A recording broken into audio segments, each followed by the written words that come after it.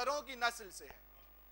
یہ انسان کی تھیوری پیش کی کہ انسان گوریلا کی نسل سے ہے، انسان بندروں کی نسل سے، یعنی اگر انسان وحی کا راستہ بند کر دے، نہ اسے اپنے ماضی کی خبر ہوگی، نہ اسے اپنے استقبال فیوچر کی خبر ہوگی، لیکن در وہی وہ در ہے جو ہمیں یہ بھی بتائے گا کہ آدم کو ہم نے خلق کیا تھا، تم آدم کی اولاد ہو، اور در وہی یہ بتائے گا کہ تم جو کچھ کر لو جنت و جہنم تمہاری تقدیر ہے۔ صلوات پڑھے محمد و آل محمد۔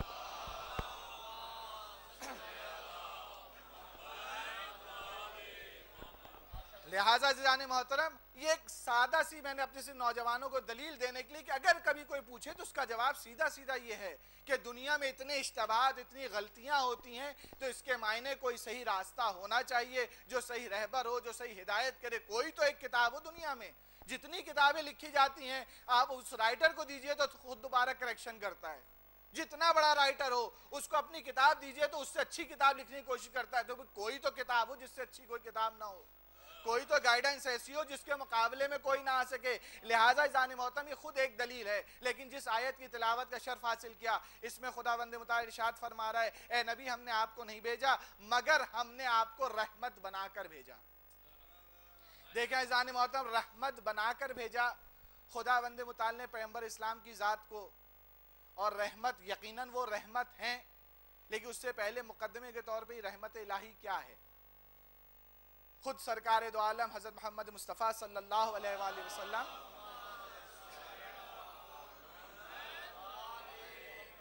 فرماتے ہیں کہ اللہ کی رحمت کے 100 حصے ہیں، 100 پیسز میں اللہ نے اپنی رحمت کو تقسیم کیا، اور ایک پیس خدا نے پوری کائنات میں تقسیم کر دیا، اور 99 پیسز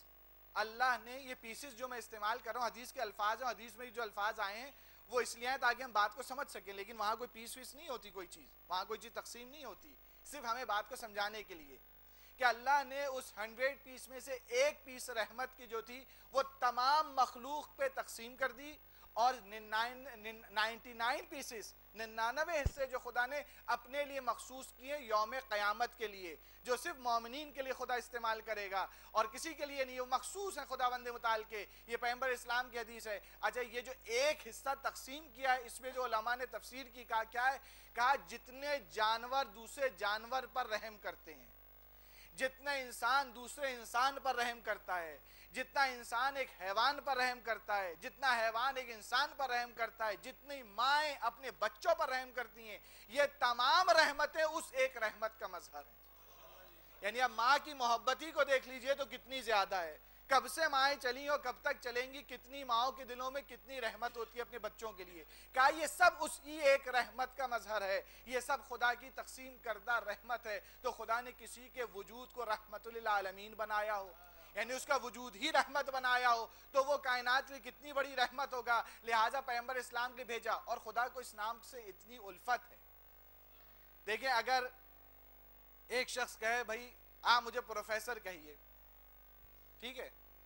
تو پھر وہ کہے مجھے آپ پروفیسر کہیے، آپ کہیں اچھا بھائی پروفیسر، اب دن میں وہ کئی مرتبہ آپ سے کہا مجھے پروفیسر کہہ کے خطاب کیجئے، تو آپ کہیں گے بھائی کچھ تو آپ صفات دکھائیں پروفیسر والی، کہیں سے تو لگے آپ پروفیسر ہیں۔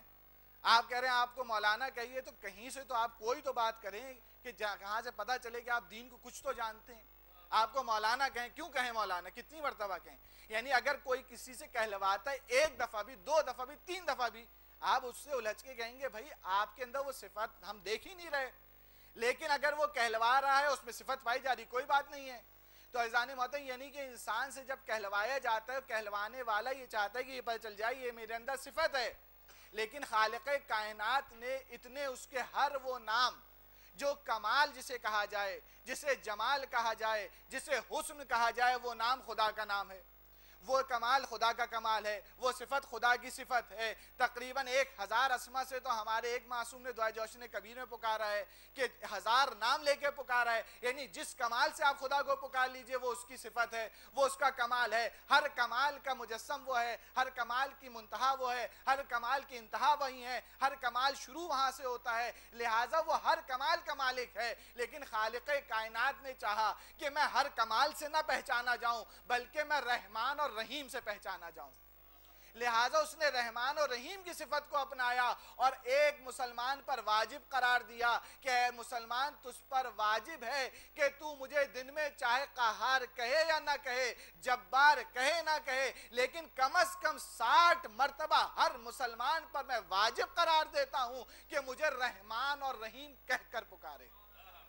ایک خداوند متعال نے انتظام کروایا، ہر مسلمان پر واجب قرار دیا گیا کہ ہر مسلمان پر واجب ہے کہ وہ دن میں کم سے کم 60 مرتبہ خدا کو رحمان و رحیم کہے۔ وہ نماز کی طرف میرا اشارہ ہے، یعنی نماز جو ہے اس کی ایک رکعت جب آپ پڑھتے ہیں تو ایک رکعت میں آپ سورہ حمد جب پڑھتے ہیں واجب ہے، دوسرا سورہ پڑھنا واجب ہے، تو ایک رکعت میں آپ کم از کم 6 مرتبہ رحمان و رحیم کہتے ہیں، 2 رکعت میں آپ 12 مرتبہ کہتے ہیں، اور یہ 2 رکعت ہر نماز میں تکرار ہوتی ہیں، لہٰذا اگر 12 کو آپ ملٹیپلائی کریں 5 سے تو 60 بنتا ہے، یعنی 60 مرتبہ خدا اپنے آپ کو جب رحمان اور رحیم کہلوا رہا ہے تو وہ کیا بتانا چاہتا ہے؟ میرے بندے میں ہوں قہار اور جبار ہوں، لیکن اس کے باوجود میری اگر صفت کو تجھے یاد رکھنا ہے، جس صفت سے تو مجھے پکارے گا وہ رحمان اور